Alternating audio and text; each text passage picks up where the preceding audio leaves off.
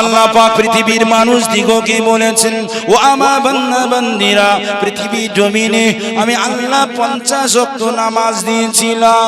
এই নামাজটাকে কমিয়ে কমিয়ে কমিয়ে কমিয়ে নবী মুসা আলাইহিস সালাতু ওয়াস সালামের সঙ্গে আমার আল্লাহর কথা কথনের মধ্য নিয়ে আমার নবীকে বলেছিলেন, ইয়া রাসূলুল্লাহ, হাবিবাল্লাহ, হুজুর আপনার উম্মত উম্মতিরা 50 ওয়াক্ত নামাজ পড়তে পারবে না। আপনার পূর্বে নবী ছিলাম, আমি বিষয়বস্তু জানি, আপনি একটু কমিয়ে আনুন। আল্লাহ চলে গেলেন, আল্লাহ নবী চলে গেলেন, আমার আল্লাহ 10 ওয়াক্ত মাইনাস করে নিলেন, 40 ওয়াক্ত নামাজ নিয়ে চলে আসলেন। নবী মুসা আলাইহিস সালাম বললেন, ইয়া রাসূলুল্লাহ, হুজুর জান আল্লাহর দরবারে আপনার উম্মতেরা পড়তে পারবে না, হুজুর কমিয়ে আনুন। আমার নবী আবার গিয়েছিলেন, আল্লাহ আবার 10 ওয়াক্ত মাইনাস করে নিলেন, 50 থেকে 10 মাইনাস, আবারও 10 মাইনাস, 30 ওয়াক্ত নামাজ দিলেন। ফিরে আসলেন তুর পর্বতে, আমার নবী মুসার সঙ্গে আবার দেখা হয়ে গেল। ইয়া রাসূলুল্লাহ, হাবিবাল্লাহ, হুজুর আবার ফিরে যা, আপনার উম্মত উম্মতিরা 30 ওয়াক্ত নামাজ পড়তে পারবে না। আমার আল্লাহর নবী আবার ফিরে গেলেন, 10 ওয়াক্ত মাইনাস করে নিলেন। আমার আল্লাহ পাকের নবী আবার ফিরে আসলেন, ইয়া রাসূলুল্লাহ, হুজুর আপনার উম্মত উম্মতিরা 20 ওয়াক্ত নামাজ পড়তে পারবে না, আপনি একটু কমিয়ে আনুন। আল্লাহর নবী আবার গেলেন, আমার আল্লাহ আবার 20 থেকে 10 মাইনাস করে নিলেন। আল্লাহ পাক 10 ওয়াক্ত নামাজ ফরজে আইন করলেন।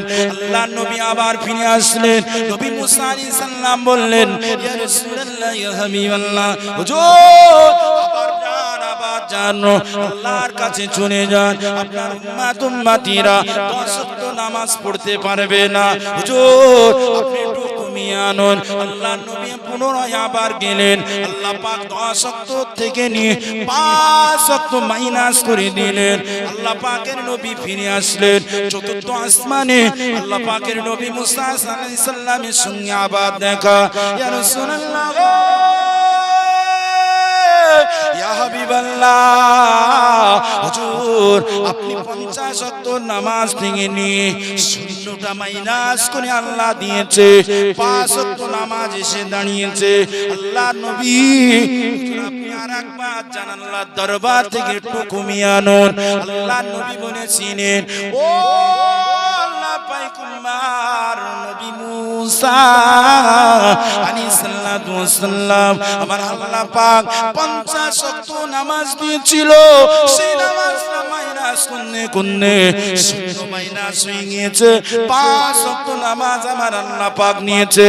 আমি রাসূল আর যাব না, আমি রাসূল আর ফিরে যাব না, আমি রাসূলুল্লাহ 5 ওয়াক্ত নামাজি আমি আল্লাহর নবী সন্তুষ্ট।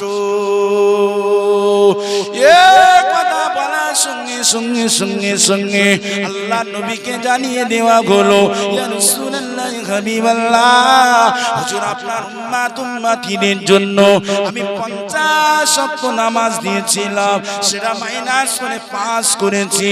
হুজুর ওই 5 ওয়াক্ত নামাজ যদি আমি আল্লাহ আমার খুশি করার জন্য পড়ে 50 ওয়াক্ত নামাজের সওয়াব নিয়ে দেব।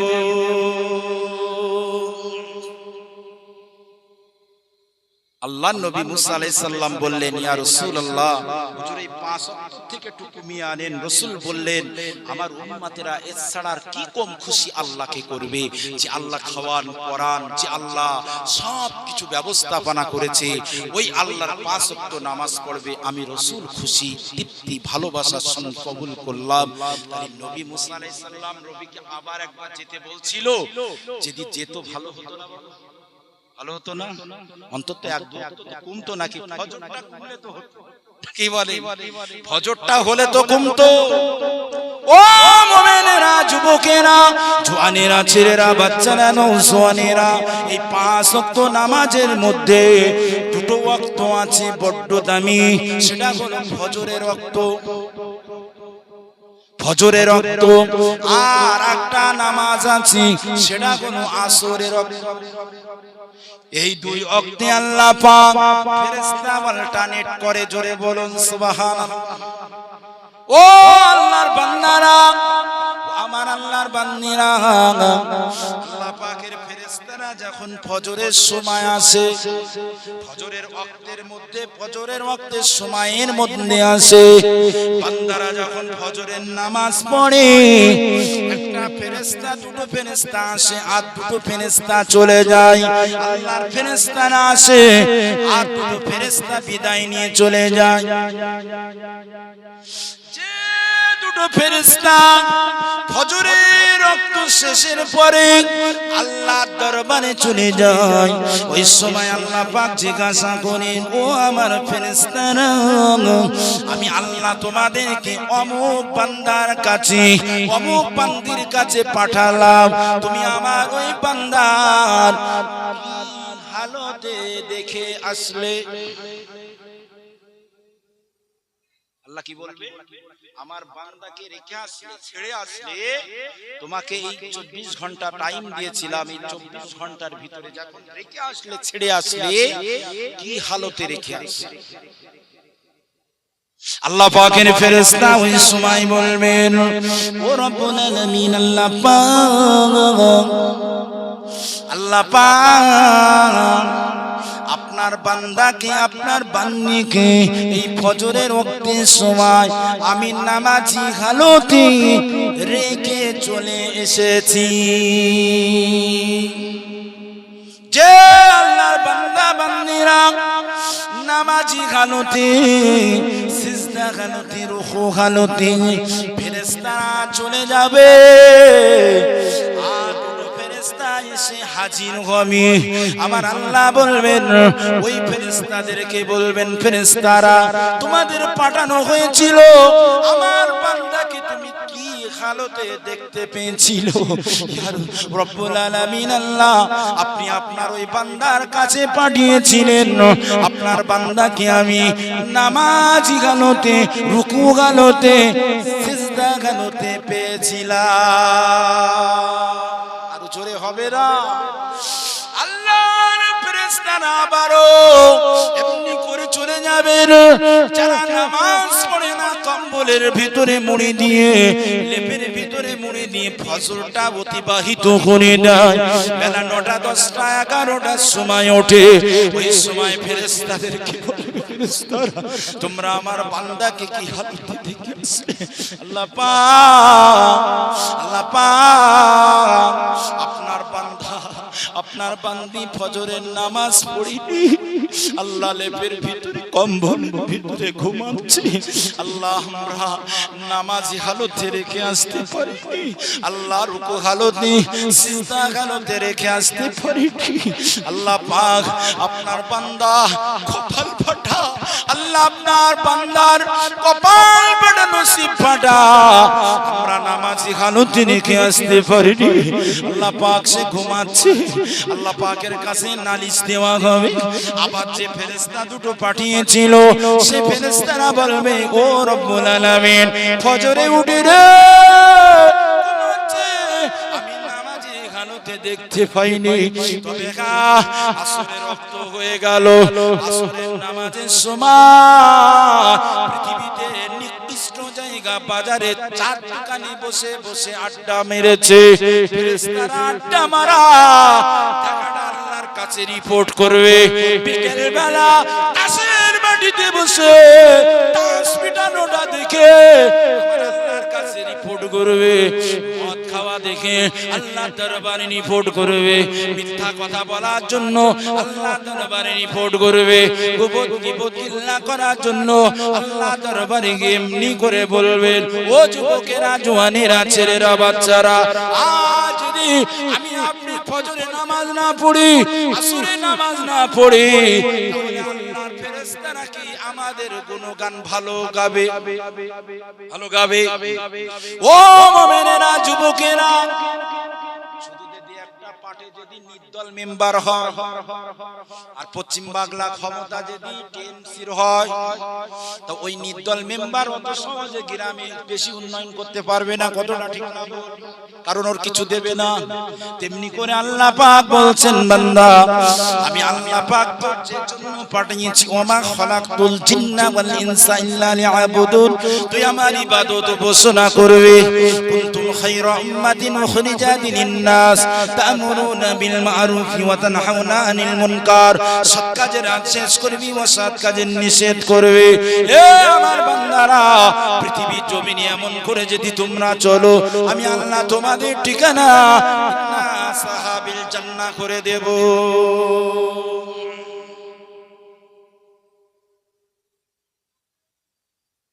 গত কয়েকদিন আগে একটা জলসার গেট হয়, জলসার গেট আপনাদের এটা গেট, এটা গেট বাবু বেশ খানিক আছে, বেশ খানিক আছে। কয়েকদিন আগে একটা জলসা হচ্ছে, ওই গেটের ভিতর দিয়ে ঢুকে সোজা রাস্তা গেট, জলসার ময়দান, আর ওখান থেকে এসে একটা পর্দা উঁচু করতে হবে, পর্দা উঁচু করে খাওয়ার জায়গা করেছে। সেটা যদি আপনি জানেন তাহলে ওর ভিতরে ঢোকা সম্ভব হবে, যদি না জানেন তাহলে আপনার সোজা চলে আসতে হবে জলসার ময়দান। এখন রাস্তাটা হলো সোজা গেটের থেকে জলসার ময়দান। যদি মানুষ ওই গেটের থেকে ভিতরে ঢুকে আসবে কোথায়? তাহলে জলসার ময়দানে। জলসার ময়দানে না এসে পর্দা উঁচু করে ও খাওয়ার প্যান্ডেলে ঢুকেছে, বুঝতে পারছেন? রাস্তা সোজা হলো জলসার ময়দান, প্যান্ডেলের ওই কাপড় সামিয়ানা উঁচু করে খাওয়ার মঞ্চে ঢুকেছে, খাওয়া দাওয়া করে বাড়ি চলে গিয়েছে। বাড়ি গিয়ে গ্রামে গল্প দিচ্ছে, কোথায় জলসা হলো সে খুঁজে পাইনি, কোথায় জলসা হলো, কোন জায়গায় হুজুররা ওয়াজ করছে সে খুঁজে পাই।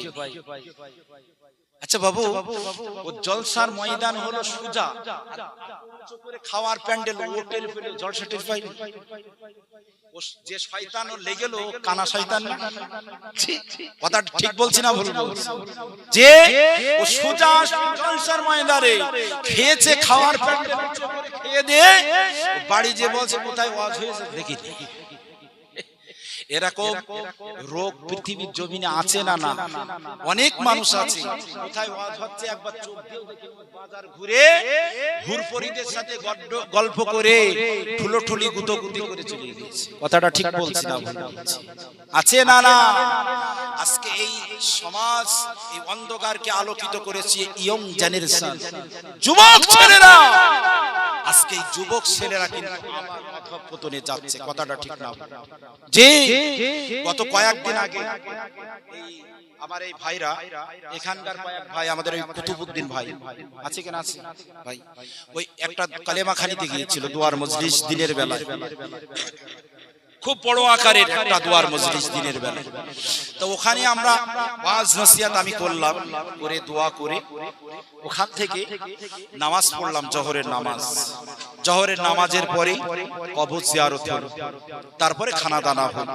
বাবা 1400-1500 লোকের আয়োজন, মাহফিলে বসেছে মাত্র 100-150 জন। কত লোকের আয়োজন? 1500 লোকের আয়োজন। মাহফিলে বসেছে কজন? 150-150। নামাজ পড়েছে 3 লাইন, তাতে কত জনা হয়? 3 কুড়ি 60 জন। খেয়েছে কত জনা?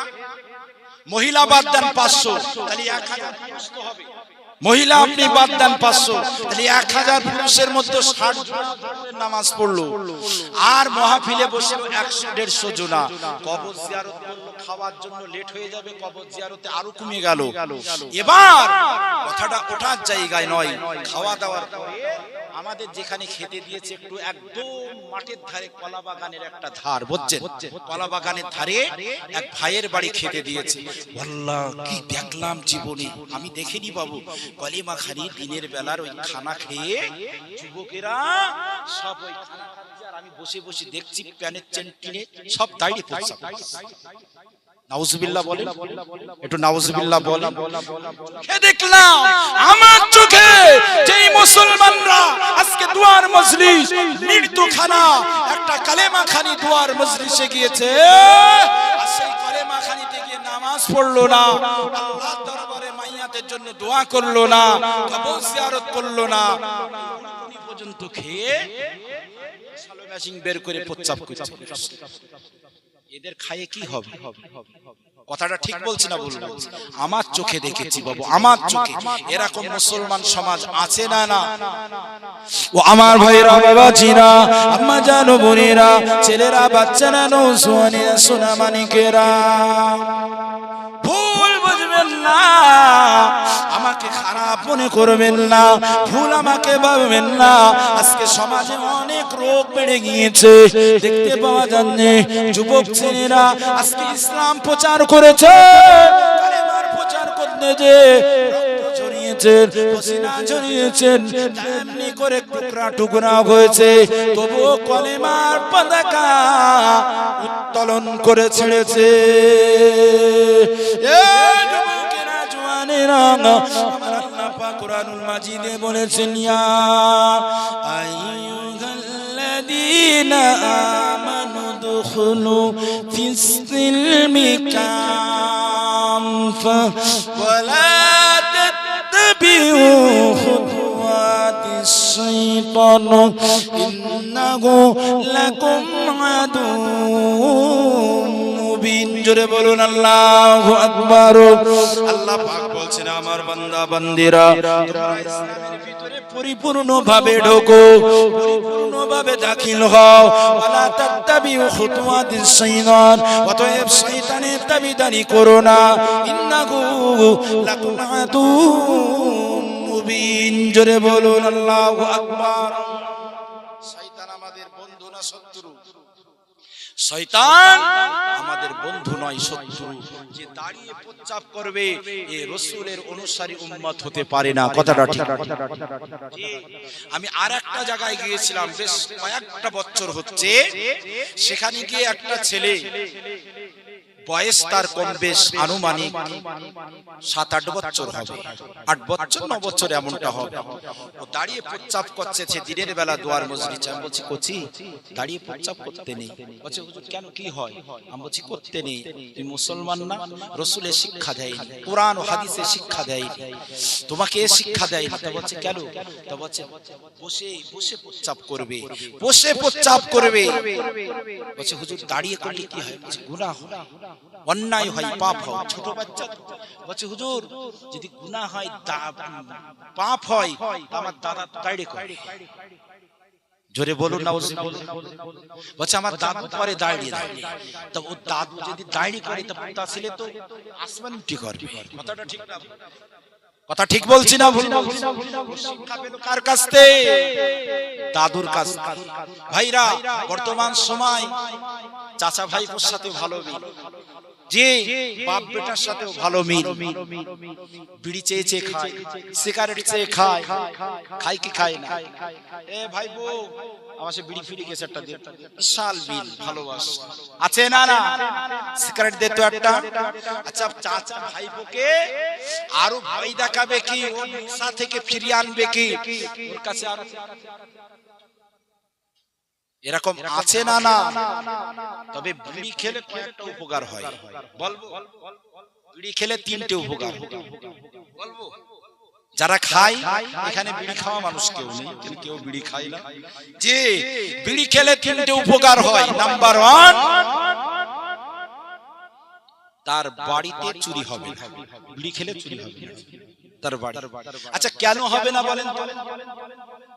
এই দেখেন, এই দেখেন, আপনারা বোঝেন যে চোর চুরি করতে এসেছে, সলিমউদ্দিন বিড়ি খাইতো, নিচেও রেখে দেয়, যেই ঘুম সেই আবার এক টান মেরে আবার। এরা মাছে না, এরা বদ অভ্যাস আছে না? এখন হুজুরের টয়লেটে দেবে, যেখানে বাথরুম করতে দেবে, এখন তার আগে পরিষ্কার করে রেখেছে। আবার কে গিয়েছে, এতগুলো বিড়ি কুনা পড়ে রয়েছে, আছে না? থাকে না বাবু? সর্বনাশ করেছে। আবার মৌলবীদের যে ঘরে বসতে দেয়, যদি একটা টিভি থাকে বা এলসিডি থাকে, সেটাকে আবার পর্দা দেওয়া হয়। এখন পর্দা দেয় না তো টিভির পর্দা দিয়ে দেয়। যে ওই বাড়ির মারা আগলা হয়ে বেড়াচ্ছে টিভির পর্দা দিয়ে দেয়। এই অসভ্যতা এ রোগ আছে না? না কষ্ট পাচ্ছেন? কষ্ট পাচ্ছেন? জি না, সময়ে রোগ বেড়েছে। যার জন্য বলতে হবে যদি বিড়ি খান তাহলে চাচা ও ঘুমানো বাদ দিয়ে সারা রাত কাশবে, সারা রাত কাশবে।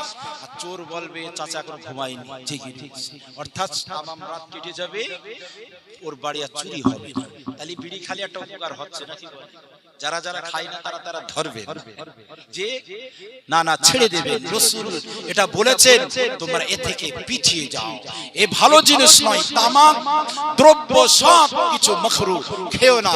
তামাকে আগুন ধরিয়ে খারাপ, গুনাহ কাছে কাছে গুনাহ হয়ে যাবে, বড় ধরনের গুনাহ হয়ে যাবে, খেও না। তাহলে বিড়ি খেলে চোর ঢুকবে না। আরেকটা উপকার হবে, বিড়ি খেলে আপনার কুকুরে কামড়াবে। কেন বলেন তো? বিড়ি খেলে অতি তাড়াতাড়ি মাজা কুজো হয়ে যায়, আর যাহা তো মাজা কুজো হয়ে যাবে তখন আপনার লাঠি ধরতে হবে। আর লাঠি যদি থাকে তাহলে কুকুর আর আসবে না। কয়েকটা ভালো কাজ আছে বিড়ি খেলে। আবার ওই বিড়ির গায়ে লেখা আছে খেলে ক্যান্সার হবে, কি বলে আর তামাক ফামাক গোটা গোটা কি বলে না। আমি খাই না বাবু, আমি কোনো নেশা করি না। জি বলে যে এই সব খেলে এই ক্ষতি হবে, ওই ক্ষতি হবে। ও ভাইরা বাবাজিরা, আল্লাহ পাকের নবী বিশ্ব নবী হাবিবুল্লাহ বলেছেন তোমরা আঙ্গুর ফল খাও, তোমরা আঙ্গুর ফল খাও, তোমরা মধু খাও, তোমরা দুধ খাও। কিন্তু বর্তমান সময় দেখতে পাওয়া যায় যে আঙ্গুর ফল আমরা কিনে খাই, ওই আঙ্গুর ফলগুলো পচিয়ে ওতে কেমিক্যাল দিয়ে মদ তৈরি করে। আঙ্গুর ফল খাই না যুবকেরা, ছেলেরা, বাচ্চারা মদ পান করে। কথাটা ঠিক না ভুল? মদ কিনে খাই, ছোট ছোট বোতল, গল্পই শুনেছি 1000 টাকা, 1200 টাকা, 1500, 2000 টাকা বিভিন্ন দামের হয়। মদ কিনে খাই কিন্তু দুধ কিনে খাই না। কথাটা ঠিক না ভুল? 1 লিটার দুধের দাম 50 টাকা। দুধ খেলে উপকার হবে, দুধ খেলে আপনার শরীরের ভালো হবে। দুধ খাবে না, মদ কিনে মদ খাবে। কথাটা ঠিক না ভুল? নারায়ে তাকবীর, নারায়ে তাকবীর। জোরে হবে না বাবা? নারায়ে তাকবীর। আমার শ্রদ্ধেয় সম্মানিত মিজানুর ভাই এসেছে। জি আপনারা খুশি তো? জি